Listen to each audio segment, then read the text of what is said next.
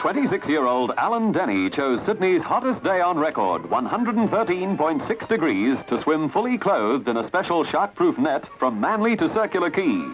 7 miles to win a special award from the Royal Life-Saving Society. Surely it would have been easier by ferry? 300 happy hearts on a hike without a hitch. This is a bush hike from Gosford to Terrigal, New South Wales, with baby on the rumble seat. And a sociable bike for two. Mr. H. Bush of New Zealand knows bees, and bees know him.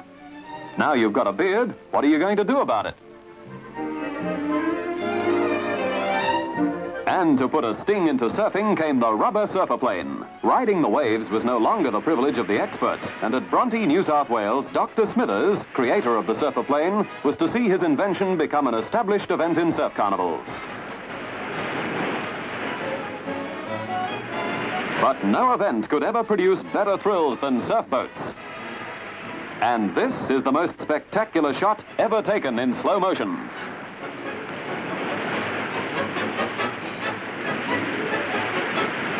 Watch this boat go down the mine. That's surfy talk in 39.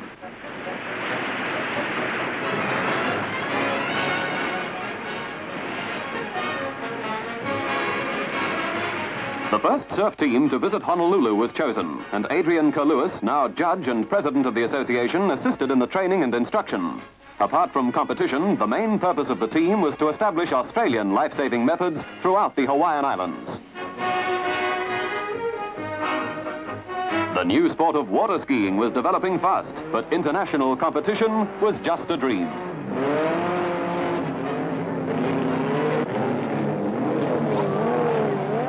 The big Tasmanian two-masted trading vessels were once a feature of the annual Hobart Regatta.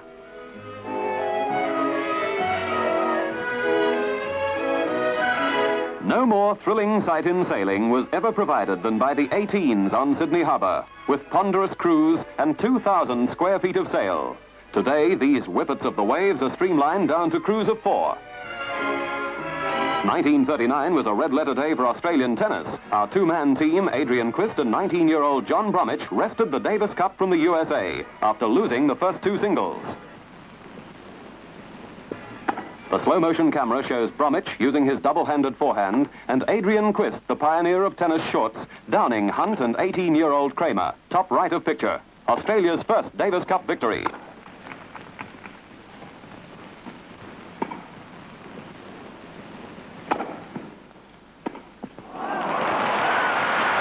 And the manager, Harry Hopman, Mr. Tennis himself.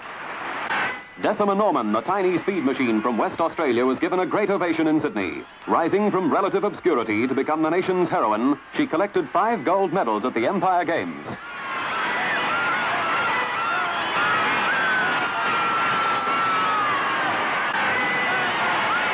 With runners getting more speed, skiers were peppering up their skill on Kosciuszko's slopes.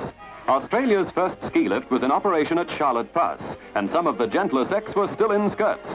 Low boots were in vogue, and broken limbs were commonplace on the solid hickory skis.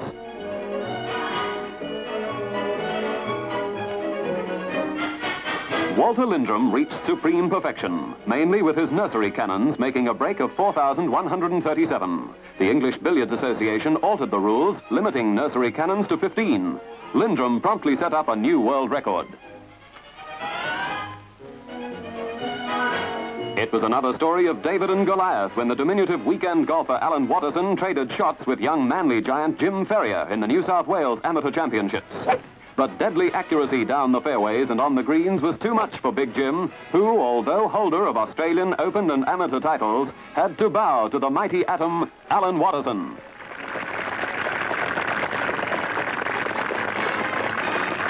In the Lakes playoff, Norman von Nyder clashed with Bill Bolger, 1934 Open winner. Both professionals were in peak form, thrilling the crowds with lengthy drives and controlled iron shots.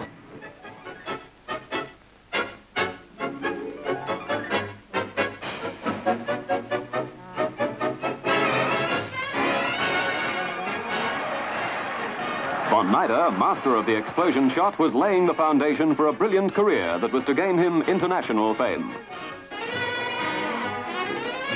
It's a win for von Nyder, 1 up. At Sydney Cricket Ground, Don Bradman, playing for South Australia against his home state, was all set to equal C.B. Fry's record of 6 successive centuries made in 1901.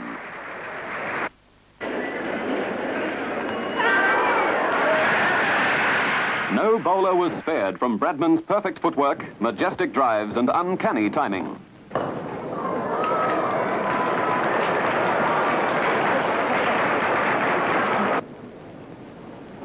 The greatest cricketer and the most prolific scoring machine Australia has ever seen. 28,067 runs in his first-class career, an average of 95 runs per innings, 99.9 in tests. This day, Bradman equaled Fry's record, but failed to beat it in his next appearance when he was bowled for 5.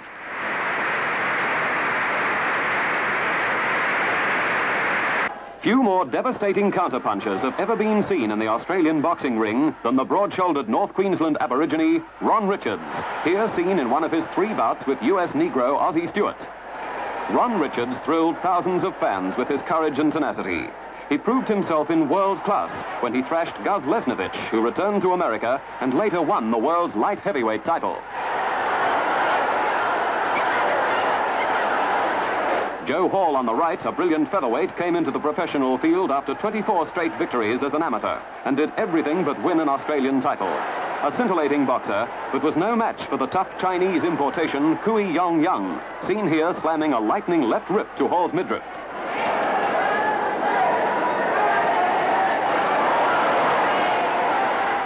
No more colourful wrestler, no more popular performer has figured in the field of mat men in Australia than Chief Little Wolf, here seen matched with Andy Moam. An effervescent grappler, Little Wolf became a household name, and his Indian deathlock a famous wrestling trademark.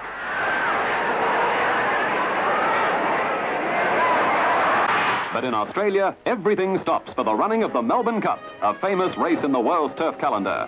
Flemington Racecourse is not only an annual parade of staying thoroughbreds, but is a mecca for the nation's most fashionable womenfolk.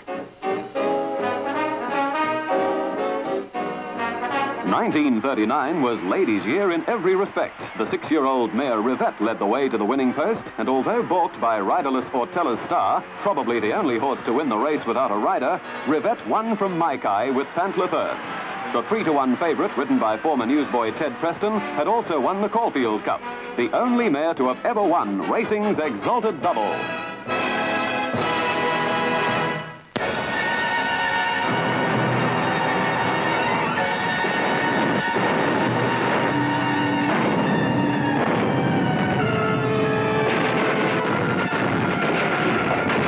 Blitzkrieg and its horrors, the heartbreaks and miseries, the sacrifices and the fight. Australia, for the second time in 25 years, was again at war.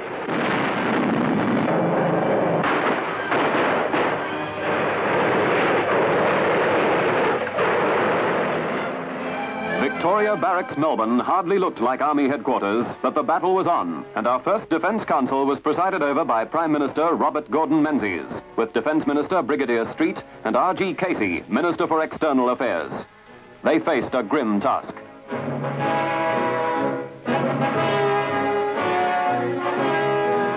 Into our harbours came the ships of neutral countries, bearing their national flags, protection from the torpedoes of German U-boats and guns of surface raiders, and a good indication that we were at war.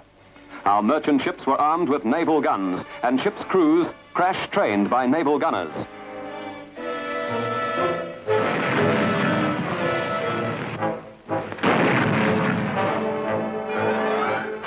With Australia short of equipment needed to fight a war, pleas were sent out for rifles, binoculars, cycles, and as a priority, motor trucks. These lorries were lined up in Army form and examined by Army personnel before purchase. It was a case of grab what we could, as vans of peace became vehicles of war.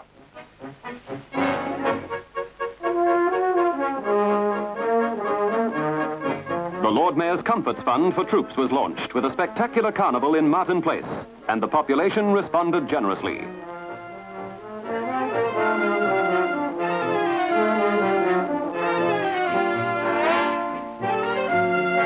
Parcels were packed by volunteer workers.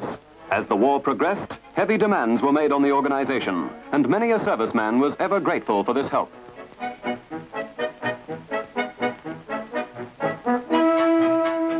Hughes, Australia's fiery Prime Minister from World War I, is back with his old digger mates who had re-enlisted.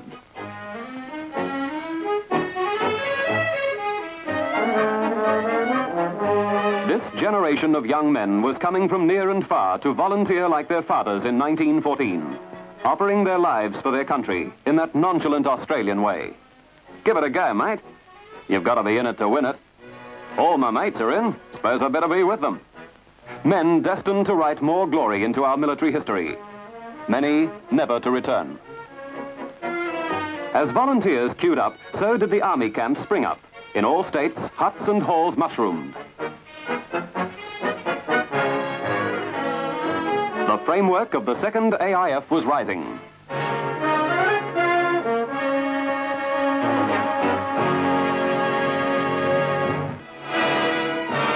General Thomas Blamey was chosen to lead the 2nd AIF.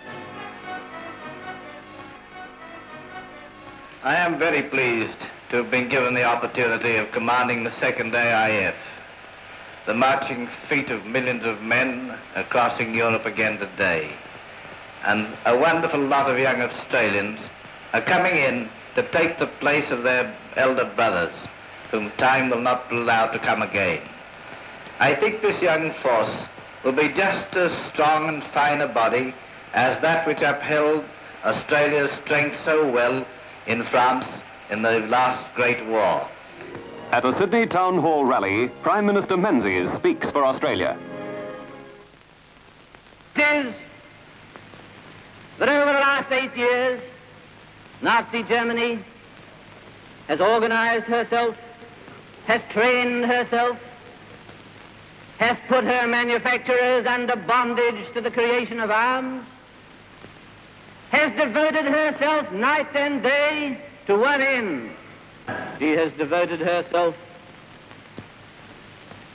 to arming herself for revenge, for hatred, for conquest, for the destruction of all those things which we call Christian. We can't be beaten except by ourselves.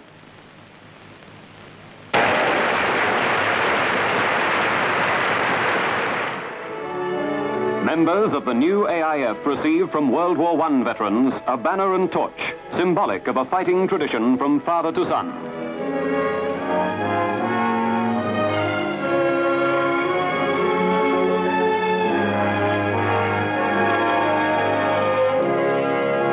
Churchill's words of inspiration were ringing in our ears. Let's go forward together, in all parts of the empire, each to his part, each to his station. There was to be no halting nor half measures. There was to be no compromise nor parley.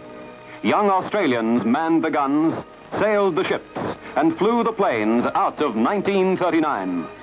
A year to remember.